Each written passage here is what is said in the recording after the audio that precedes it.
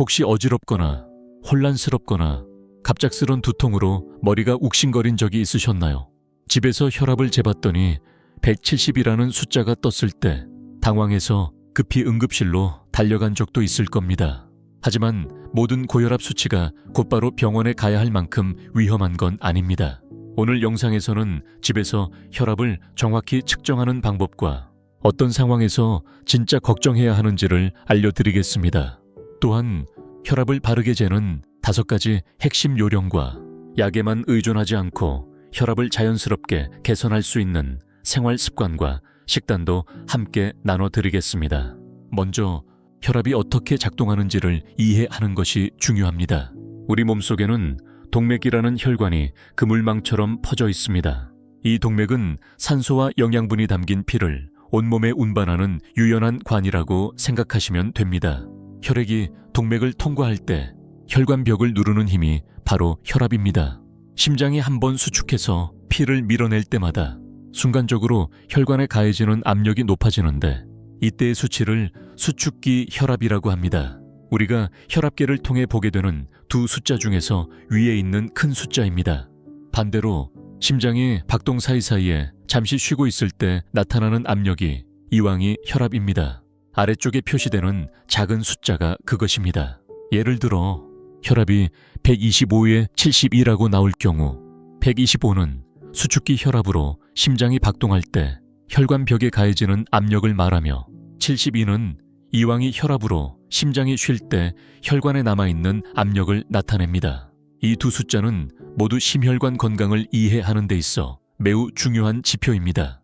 그렇다면 정상 혈압은 어떻게 정의될까요? 의료 지침에 따르면 수축기 혈압이 120 이하이고 이왕이 혈압이 80 이하일 때를 정상 범위로 봅니다. 만약 수축기 혈압이 지속적으로 140 이상이거나 이왕이 혈압이 90 이상이라면 고혈압으로 분류됩니다. 최근에는 수축기 130, 이왕이 80부터도 주의 깊게 관찰해야 한다는 연구 결과도 있습니다. 하지만 단 한 번 혈압이 높게 나왔다고 해서 무조건 고혈압이라고 진단할 수는 없습니다. 지속적으로 높게 나타나야만 고혈압으로 판단할 수 있습니다. 우리 몸은 기계처럼 일정하지 않습니다. 계단을 오르거나 스트레스를 받거나 커피를 마시거나 병원에서 긴장하는 상황에서도 혈압은 순간적으로 올라갈 수 있습니다. 이는 매우 자연스러운 생리 반응이며 산소와 영양소를 필요한 부위에 더 많이 보내기 위한 것입니다. 이처럼 일시적인 혈압 상승은 건강에 큰 문제가 되지 않을 수 있습니다. 중요한 것은 평온한 상태에서도 혈압이 계속 높게 유지되는지 여부입니다. 예를 들어 운동 직후나 감정이 격해진 상태 혹은 말을 하거나 움직이는 중에 혈압을 측정하면 수치가 올라가는 것이 당연합니다. 운동 직후 140에 90이 나왔다면 이는 질병이 아니라 몸의 정상적인 적응 반응일 수 있습니다. 장기적으로 보면 규칙적인 운동은 오히려 안정시 혈압을 낮추는데 큰 도움이 됩니다. 그러나 많은 사람들이 흔히 저지르는 실수가 있습니다.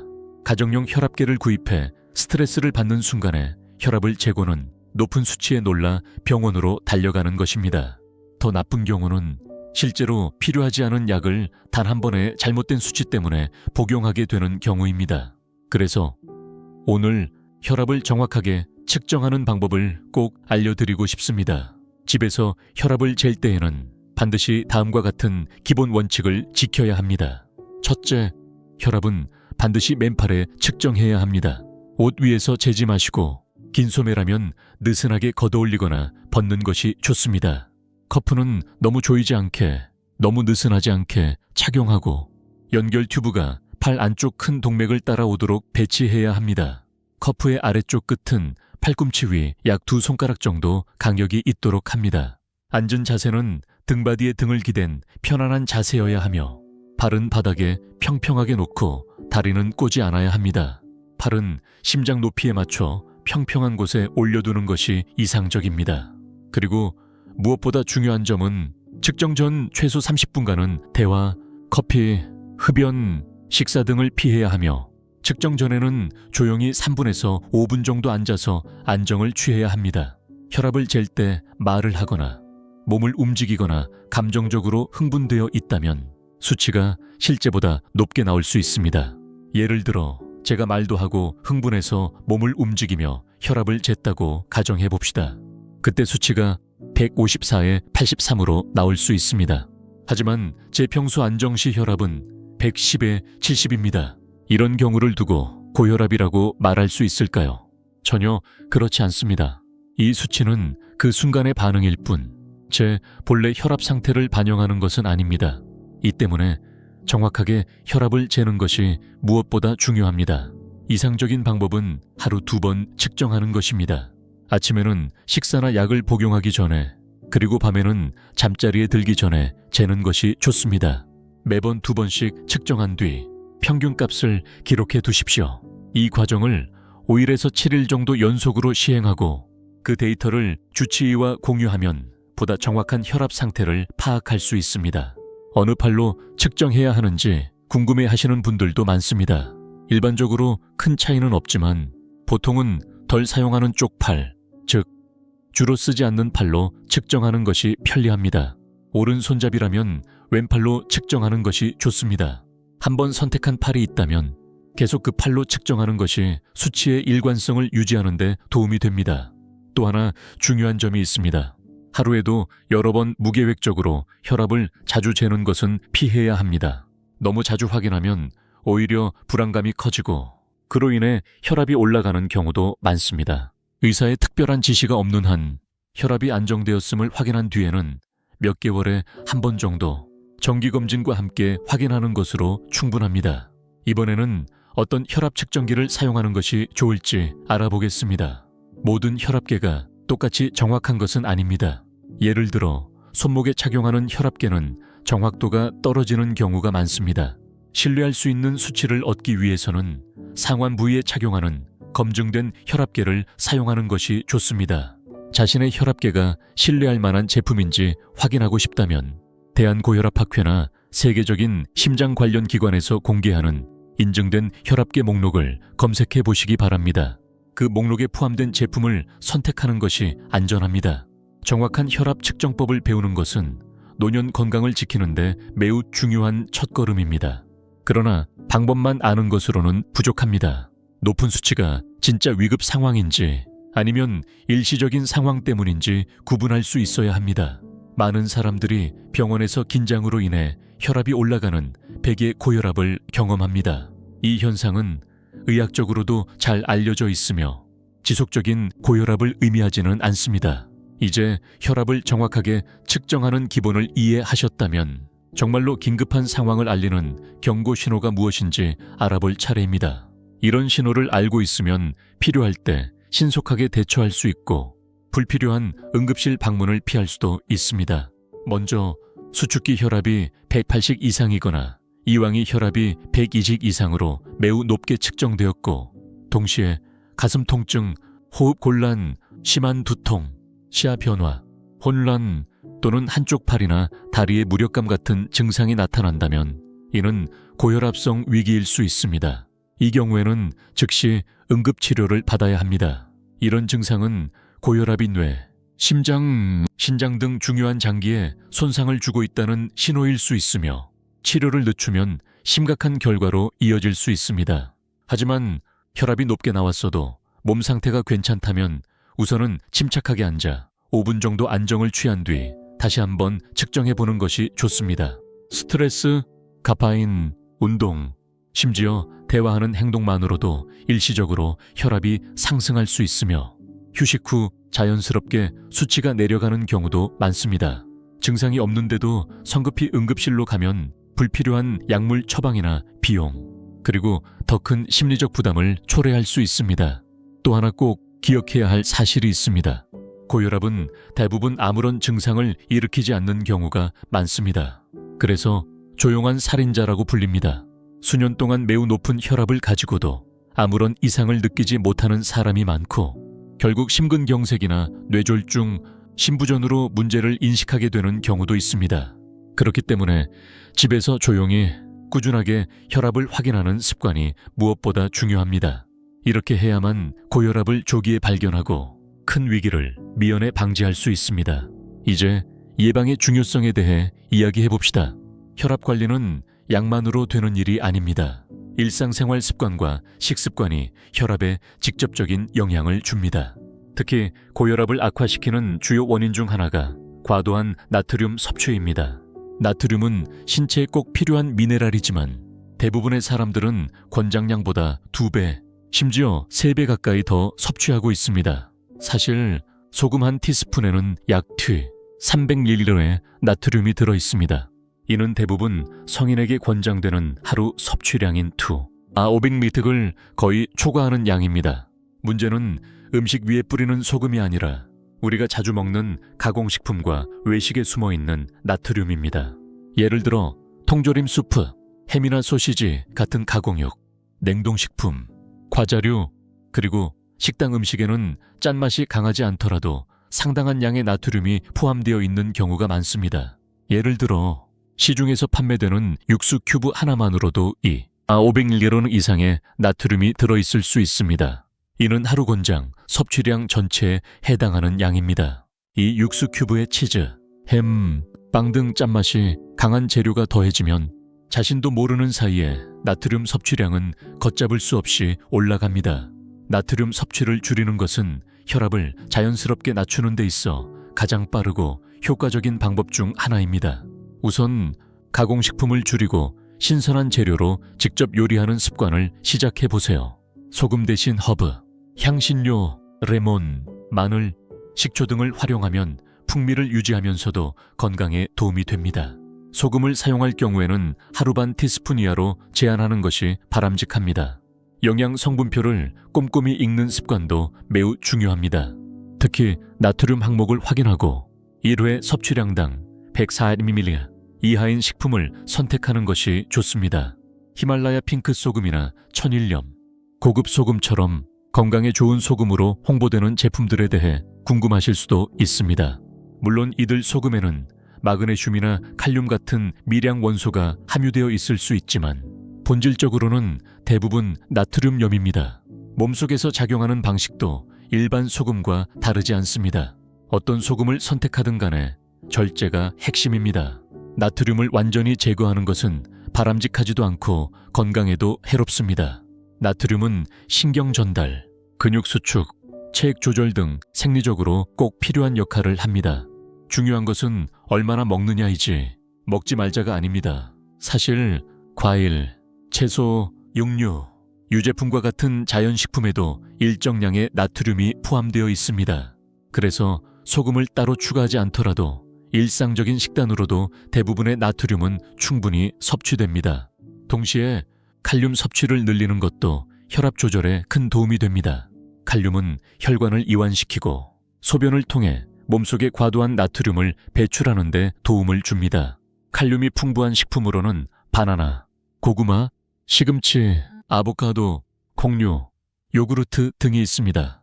이러한 자연식품 위주의 식단은 칼륨 섭취를 늘리는 동시에 나트륨 섭취를 줄일 수 있어 심혈관 건강에 이중으로 이롭습니다. 또 하나 주목해야 할 생활 습관은 건강한 체중을 유지하는 것입니다. 체중이 늘수록 심장은 더 많은 혈액을 공급해야 하므로 혈관의 부담이 커지고 결국 혈압이 올라가게 됩니다. 체중의 5%에서 10% 정도만 감량해도 혈압을 낮추는데 큰 효과를 볼 수 있습니다. 규칙적인 신체 활동도 마찬가지로 중요합니다. 일주일에 최소 150분 정도, 예를 들어 빠르게 걷기 같은 중간 강도의 운동을 꾸준히 실천하는 것이 좋습니다. 운동은 심장을 튼튼하게 만들 뿐 아니라 혈관을 부드럽고 탄력 있게 만들어 혈액이 저항 없이 원활하게 흐를 수 있도록 도와줍니다. 마지막으로 스트레스 관리도 혈압 조절에 있어 꼭 필요한 요소입니다.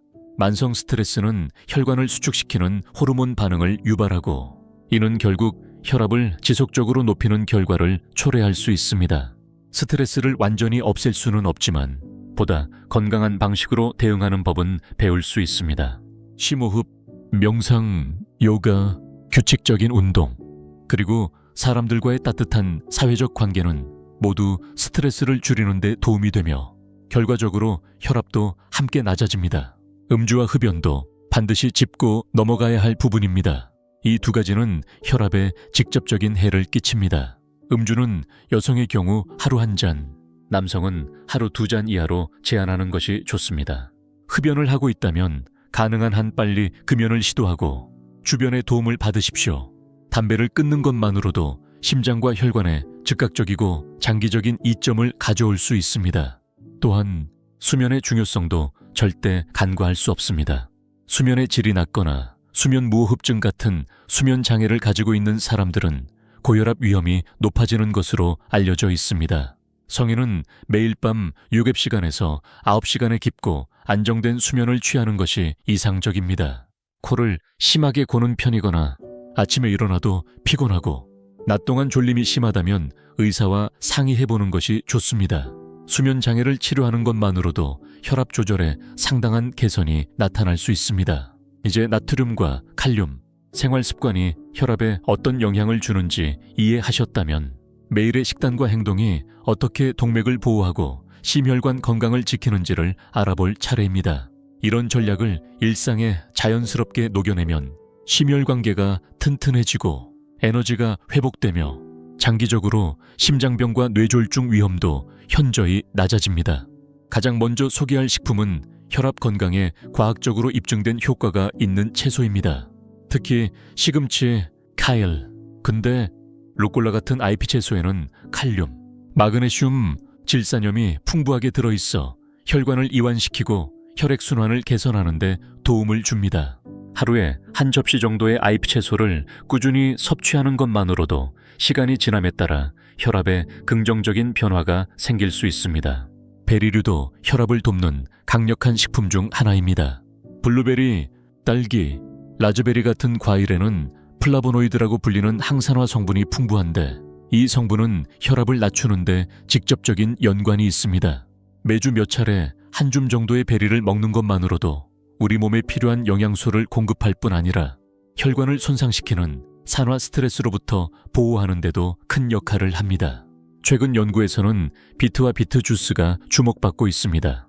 비트에 풍부하게 들어있는 질산염은 체내에서 자연스럽게 산화질소로 전환되어 혈관을 이완시키고 혈류를 개선하는 데 도움을 줍니다. 매일 소량의 비트 주스를 마시거나 식사에 구운 비트를 곁들이는 것만으로도 수축기와 이완이 혈압이 조금씩 안정되는 효과를 기대할 수 있습니다. 귀리도 식탁에 자주 올라야 할 식품입니다. 귀리에는 베타글루칸이라는 수용성 식이섬유가 풍부하여 혈관 기능을 개선하고 혈중 콜레스테롤 수치를 낮추는 데 도움을 줍니다. 이런 효과는 혈압 조절에도 긍정적인 영향을 미칩니다. 아침 식사로 가당이나 가공이 덜 된 순수 오트밀을 섭취하는 습관은 작지만 강력한 건강 습관입니다. 마늘도 오랜 전통을 가진 식재료이자 현대 과학이 인정한 천연 혈압 조절 식품입니다. 특히 알리신이라는 성분은 혈관을 부드럽게 이완시키고 혈류를 원활하게 만들어줍니다. 일주일에 몇 번 신선한 마늘을 요리에 활용하면 자연스럽게 심장 건강을 지킬 수 있습니다. 보충제를 선택할 경우에는 알리신 함량이 표기된 제품을 고르는 것이 좋습니다. 연어, 고등어, 정어리, 송어 같은 등푸른 생선에는 오메가3 지방산이 풍부합니다. 이 성분은 염증을 줄이고 혈액 응고를 억제하며 혈관을 이완시켜줍니다. 일주일에 최소 2번은 이러한 생선을 섭취하는 것이 좋습니다. 생선을 좋아하지 않는 경우에는 아마씨, 짜씨, 호두 같은 식물성 오메가3 식품으로 대체할 수 있습니다. 다크 초콜릿을 좋아하는 분들에게도 반가운 소식이 있습니다.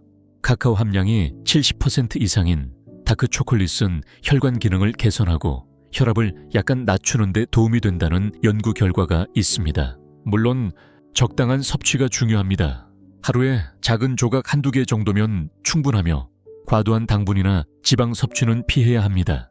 이러한 심장 건강에 좋은 음식을 식단에 포함시키는 것 외에도 매일의 생활 습관을 통해 효과를 더욱 높일 수 있습니다. 첫 번째는 수분 섭취입니다. 탈수 상태에서는 혈관이 수축하고 혈압이 올라가기 쉽습니다. 하루 종일 충분한 물을 마셔주면 혈액량을 안정적으로 유지할 수 있고 순환궤도보다 효율적으로 작동하게 됩니다. 두 번째는 매일 깊은 호흡 훈련을 실천하는 것입니다. 코로 천천히 4초간 숨을 들이마시고 4초간 멈췄다가 입으로 6초간 길게 내쉬는 방식의 호흡은 부교감 신경계를 활성화시켜 몸을 진정시키고 혈압을 자연스럽게 낮추는 데 도움을 줍니다. 하루에 단 5분만 투자해도 시간이 지나면서 분명한 변화가 나타날 수 있습니다. 셋째, 규칙적인 수면 습관을 만드는 것이 중요합니다. 매일 같은 시간에 자고 일어나는 습관은 우리 몸의 생체 리듬, 즉 서카디안 리듬을 강화시킵니다. 이 리듬이 건강하게 유지되면 하루 종일 혈압이 보다 안정적으로 조절되고 심혈관 건강에도 긍정적인 영향을 줍니다. 넷째, 카페인에 민감한 분들은 섭취량을 줄이는 것을 고려해 보는 것이 좋습니다. 대부분의 사람에게 적당량의 커피는 해롭지 않지만 카페인은 일시적으로 혈압을 상승시킬 수 있습니다. 특히 커피나 에너지 음료를 마신 후 혈압이 눈에 띄게 오르는 경우가 있다면 섭취를 줄이거나 대체 음료를 선택하는 것이 바람직합니다. 다섯째, 디지털 기기와 관련된 스트레스를 관리하는 것도 중요합니다. 이메일, 뉴스 알림, SNS에 지속적으로 노출되면 자기도 모르게 불안과 긴장을 유발하는 호르몬이 증가해 혈압을 높일 수 있습니다. 하루 중 특정 시간에만 메시지를 확인하고 독서, 정원 가꾸기, 산책과 같은 오프라인 활동에 더 많은 시간을 할애해 보세요. 또 다른 효과적인 전략은 운동 시간이 따로 없어도 일상 속에 움직임을 자주 포함시키는 것입니다. 연구에 따르면 오랜 시간 앉아있는 생활은 혈압과 심혈관 건강에 부정적인 영향을 줍니다. 최소한 1시간에 한 번은 일어나서 5분 정도라도 움직이세요. 집 안을 천천히 걷거나 가볍게 스트레칭을 하고 밖에 나가 잠시 바람을 쐬는 것만으로도 혈액순환을 도와주고 혈관 경직을 예방할 수 있습니다. 그리고 마음을 돌보는 연습의 가치를 절대 과소평가해서는 안 됩니다. 매일 감사의 시간을 갖거나 명상, 기도를 실천하는 것만으로도 마음의 긴장을 풀고 스트레스를 줄이는 데 큰 도움이 됩니다. 정신적인 안정은 심장 건강과 깊은 관련이 있으며 이를 꾸준히 관리하는 습관은 작지만 매우 강력한 건강법입니다. 많은 분들이 건강기능식품에 대해 질문합니다. 물론 생활습관과 식습관이 우선이지만 일부 보충제는 혈압 관리에 도움이 되는 연구 결과도 있습니다. 예를 들어 식단에서 마그네슘 섭취가 부족한 사람에게는 마그네슘 보충제가 혈관을 이완시키는 데 유익할 수 있습니다. 또한 체내에서 자연적으로 생성되는 항산화 물질인 코엔자임 Q10도 꾸준히 섭취하면 수축기와 이완이 혈압을 낮추는데 긍정적인 작용을 할 수 있습니다. 다만 새로운 보충제를 시작하기 전에는 반드시 의료진과 상담하는 것이 좋습니다. 마지막으로 음주를 줄일 때 대안음료를 고민하는 분들도 많습니다. 술을 줄인다고 해서 사회적 즐거움까지 포기할 필요는 없습니다. 허브차, 레몬을 넣은 탄산수, 천연 재료로 만든 무알콜 칵테일 등은 혈압에 해를 끼치지 않으면서도 기분 좋은 시간을 즐길 수 있는 훌륭한 대안입니다. 이런 건강한 음료를 선택하는 것은 즐거움을 유지하면서도 심혈관 건강을 지키는 지혜로운 방법입니다. 결국 중요한 것은 매일의 작은 선택이 쌓여서 큰 변화를 만들어낸다는 점입니다. 한순간에 인생을 바꿀 필요는 없습니다. 식탁에 IP 채소를 한 가지 더 올리거나 하루에 10분만 더 걸어보거나 잠들기 전 심호흡을 실천하는 것부터 시작해보세요. 이런 습관들이 하나씩 쌓이면 언젠가 분명하고 지속적인 건강의 변화를 느끼게 될 것입니다. 이제 혈압 관리에 대한 깊은 이야기를 마무리하기에 앞서 많은 사람들이 여전히 믿고 있는 잘못된 상식 몇 가지를 짚고 넘어가야 합니다. 이런 오해를 바로잡는 것은 더 나은 선택을 가능하게 하고 건강을 지키는 데 방해가 되는 함정을 피하는 데 큰 도움이 됩니다. 가장 흔한 오해 중 하나는 고혈압이면 반드시 증상이 나타난다는 생각입니다. 앞서 말씀드렸듯이 고혈압은 대부분 아무런 증상 없이 조용히 진행됩니다. 두통이나 어지러움, 심장이 두근거리는 느낌이 있을 때까지 기다리는 것은 매우 위험한 태도입니다. 실제로 증상이 나타났을 때는 이미 혈관이나 장기에 큰 손상이 진행된 경우가 많습니다. 몸이 멀쩡하다고 느낄 때도 정기적으로 혈압을 체크하는 것이 가장 안전한 예방책입니다. 또 다른 큰 오해는 약을 먹고 혈압이 정상으로 돌아왔으니 이제 다 나았다고 생각하는 것입니다. 하지만 고혈압 치료제는 병을 완치하는 것이 아니라 조절하는 역할을 합니다. 의사의 지도 없이 스스로 약을 끊으면 혈압이 급격히 다시 상승해 심근경색이나 뇌졸중의 위험이 커질 수 있습니다. 약을 줄이거나 중단하고 싶다면 반드시 의료진과 상의하면서 단계적으로 조정해야 합니다. 젊은 사람은 혈압 걱정을 안 해도 된다는 말도 잘못된 믿음입니다. 가공식품 위주의 식습관과 움직임이 부족한 생활 방식 때문에 고혈압은 이제 나이에 상관없이 발생할 수 있습니다. 젊을 때부터 혈압을 관리하면 훗날 큰 질병을 막을 수 있는 기회를 잡을 수 있습니다. 예방은 언제나 치료보다 현명합니다. 마지막으로 130에서 140 사이의 수축기 혈압은 괜찮은 수치라고 믿는 경우도 많습니다. 수치가 거의 정상이니 괜찮다고 여기기 쉽지만 실제로는 이런 경미한 상승도 시간이 지남에 따라 심장질환의 위험을 높일 수 있습니다. 완벽한 수치를 단번에 달성하려 하기보다는 현재보다 조금씩 개선해 나가며 그 과정에서 얻는 건강의 이점을 인식하는 것이 더 중요합니다. 작은 변화가 긴 인생에서 큰 차이를 만든다는 사실을 기억하시기 바랍니다. 자주 들리는 오해 중 하나는 자연 요법만으로 누구나 혈압을 조절할 수 있다는 믿음입니다. 물론 식습관 개선이나 운동 같은 생활 변화는 매우 강력한 효과를 가져올 수 있습니다. 그러나 이러한 방법이 모든 사람에게 충분한 대안이 되는 것은 아닙니다. 특히 가족력이나 2차성 고혈압 같은 특별한 요인이 있는 경우에는 아무리 식단을 조절하고 운동을 꾸준히 해도 약물 치료가 반드시 필요한 경우가 있습니다. 가장 이상적인 방법은 올바른 생활 습관을 유지하면서도 필요한 경우에는 전문적인 의료 처방을 병행하는 것입니다. 또 하나의 큰 오해는 혈압이 좋아졌다고 해서 건강한 습관을 멈춰도 된다는 생각입니다. 혈압 관리는 당이 목표가 아니라 평생에 걸친 노력입니다. 운동이나 식단 관리처럼 꾸준함이 핵심입니다. 예전의 생활로 되돌아가면 그동안 쌓아온 모든 노력이 순식간에 무너질 수 있습니다. 마지막으로 효과를 보려면 무조건 극단적인 노력이 필요하다는 생각 역시 잘못된 믿음입니다. 마라톤을 뛰거나 고기나 간식을 전부 끊어야만 건강을 지킬 수 있는 건 아닙니다. 오히려 매일 야채를 조금 더 먹고 하루 10분 걷고 스트레스를 관리하고 숙면을 취하는 소소한 변화들이 시간이 지나면서 커다란 건강 개선으로 이어집니다. 이런 작은 선택 하나하나가 혈관을 건강하게 하고 몸의 회복력을 키워줍니다. 이제 여러분은 혈압 관리에 필요한 모든 도구를 갖추셨습니다. 혈압을 정확히 측정하는 법도 알고 응급 상황을 구분하는 기준도 이해하게 되었으며 나트륨과 칼륨 그리고 특정 식품이 심장 건강에 어떤 영향을 미치는지도 배웠습니다. 일상 속에서 혈관을 보호할 수 있는 실천 방법과 잘못된 상식들을 구별하는 눈까지 갖게 되었습니다. 이제 여러분은 건강이라는 차의 운전석에 앉게 된 것입니다. 더 이상 막연한 두려움이나 불확실한 정보에 휘둘릴 필요가 없습니다. 여러분 스스로 건강을 지키기 위한 행동을 선택하고 그 변화를 직접 확인하며 미래를 더 건강하게 만들어갈 수 있는 힘을 갖고 있습니다. 이제 마지막으로 여러분께 작은 부탁을 드리고 싶습니다. 오늘부터 실천할 작은 습관 하나를 댓글로 공유해 주세요. 물을 조금 더 마시겠다는 결심일 수도 있고 점심에 시금치를 추가하거나 하루에 10분 산책하겠다는 계획일 수도 있습니다. 혹은 잠자기 전 심호흡을 실천하겠다는 다짐도 좋습니다. 여러분의 선택이 다른 사람에게 용기와 영감을 줄 수 있습니다. 오늘 영상을 끝까지 시청해 주셔서 감사합니다. 영상이 도움이 되셨다면 좋아요를 눌러주시고 아직 구독하지 않으셨다면 꼭 구독해 주세요.